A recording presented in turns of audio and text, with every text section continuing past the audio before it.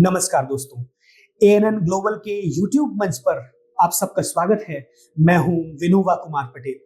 दोस्तों, हम सब बचपन से ही सुनते पढ़ते आए हैं कि भारत एक लोकतांत्रिक देश है और यहाँ लोगों के अधिकार एवं जीवन लोकतांत्रिक प्रक्रिया द्वारा कानून के सहारे सुरक्षित एवं संरक्षित हैं, क्योंकि यहाँ लोग ही सर्वोच्च हैं और लोगों की पसंद ही सर्वोपरि है।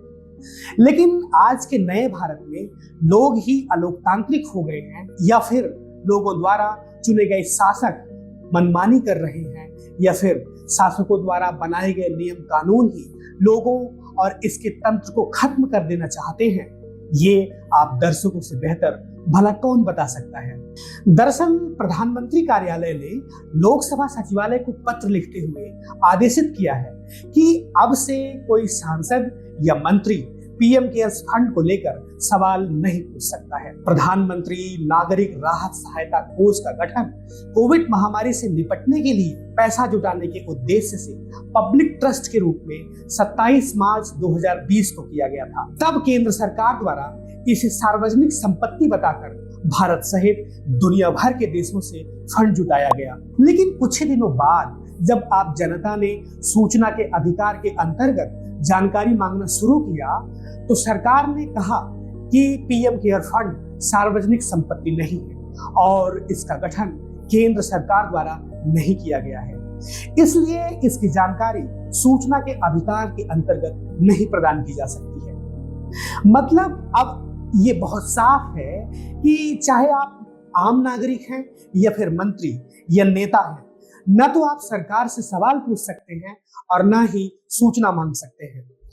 इसी सिलसिले में सरकार आप जनता का मुंह बंद करने के लिए सूचना का अधिकार मतलब आरटीआई को खत्म करने के लिए डाटा सुरक्षा कानून लेकर आई है, जिसके अंतर्गत अब आप किसी व्यक्ति विशेष की व्यक्तिगत जानकारी नहीं मांग सकते हैं।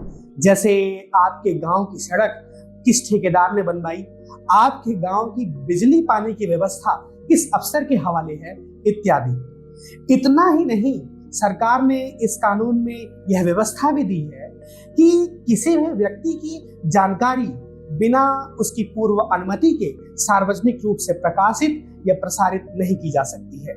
जैसे अगर आपने किसी भ्रष्ट अफसर, नेता या ठेकेदार की सूचना इकट्ठा करके उसे सार्वजनिक कर दिया तो आपके ऊपर 250 करोड़ से लेकर 500 करोड़ रुपए तक के जुर्माने लगाए जा सकते हैं। इससे यह बहुत साफ हो जाता है कि ये सब लोकतंत्र के चौथे स्तंभ मीडिया का गला घोटने के लिए किया गया था, ताकि आपको सूचना से वंचित रखा जा सके और सत्ता और इसके शागिर्दों को मलाई मारने में कोई मुश्किल ना आए और आप जनता का शोषण यूं ही किया जाता रहे।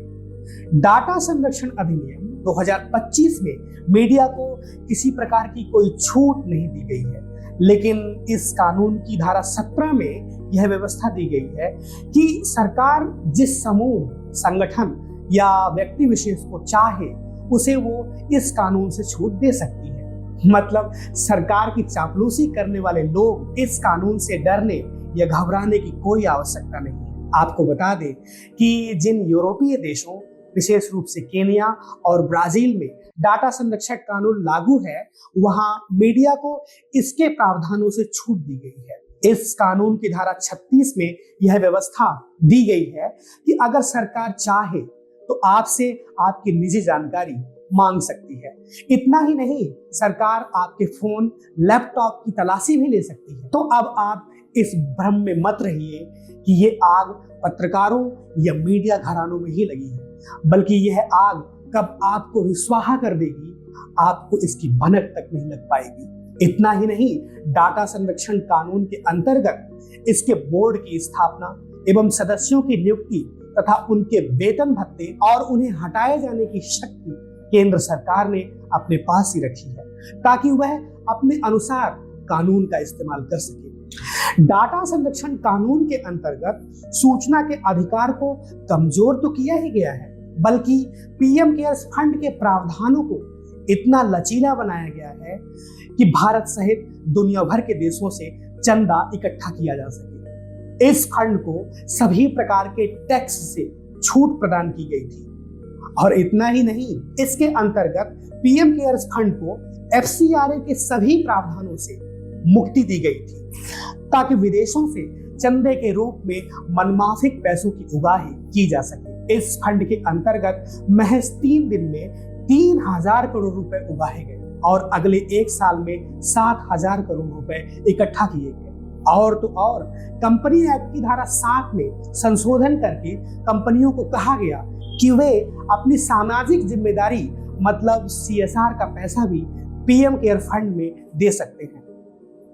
इतना ही नहीं, फकीर ने अपना झोला भरने के उद्देश्य से सार्वजनिक क्षेत्र की 100 से ज्यादा कंपनियों को अपने सीएसआर का पैसा देने के लिए आदेशित किया, जिसके परिणाम स्वरूप 2400 करोड़ रुपए और इकट्ठा हुए। और इन चापलूसों ने अपने कर्मचारियों को 1 दिन का वेतन भी दान किया, जिससे 155 करोड़ अतिरिक्त जुटाए गए। वर्ष 2023 तक पीएम केयर्स फंड में 13,500 करोड़ रुपए इकट्ठा हुए और उसके बाद से लेकर अब तक इस फंड में और कितने रुपए जमा हुए, इसकी जानकारी सरकार ने बाहर नहीं आने दी। सरकार अब यह बहुत साफ कह रही है कि यह फंड सार्वजनिक फंड नहीं है, बल्कि निजी फंड है, जिसकी सूचना सार्वजनिक नहीं की जा सकती है। डंकापति ने विदेशों में स्थित भारतीय दूतावासों को प्रेस कॉन्फ्रेंस करके कहा था कि आप सब भी पीएम केयर्स फंड में योगदान करने के लिए लोगों को प्रेरित कर सकते हैं। इस प्रकार पीएम केयर्स फंड में बड़ी मात्रा में पैसा जुटाया गया, लेकिन इसका क्या हुआ और ये कहां खर्च किए गए, इसकी कोई जानकारी उपलब्ध नहीं है। क्या चुनावी बॉन्ड की तरह पीएम केयर्स फंड भी कोई धांधली तो नहीं है, जिसे सुप्रीम कोर्ट ने खारिज करते हुए सभी सूचनाओं को सार्वजनिक किया, जो पूर्णतः अवैध एवं गैर कानूनी थी, जिसका प्रयोग चुनाव लूटने में किया जा रहा था। इस तरह सरकार कानून के सहारे किस तरह आपके अधिकारों को कुचल रही है, इस बात पर आपको गहनता से विचार करने की आवश्यकता है। और अब ये सही समय है कि आप धर्म एवं जाति के नशे से जाग जाइए, ताकि विघटनकारी राजनीति एवं राजनेताओं को किनारे लगाया जा सके। लोकतंत्र और आपके अधिकारों को कुचलने के लिए सरकार ने मुख्य धारा की मीडिया को तो पहले ही बर्बाद कर दिया, लेकिन सोशल मीडिया पर कुछ बचे कुचे लोग आप जनता से जुड़े मुद्दों को उठाते हैं, तो उन्हें भी किसी न किसी कानून का हवाला देकर चुप कराने की कोशिश की जा रही है, जो अपने आप में गैर कानूनी और अनैतिक है। मार्च के तीसरे हफ्ते में लगातार ऐसी खबरें आती रही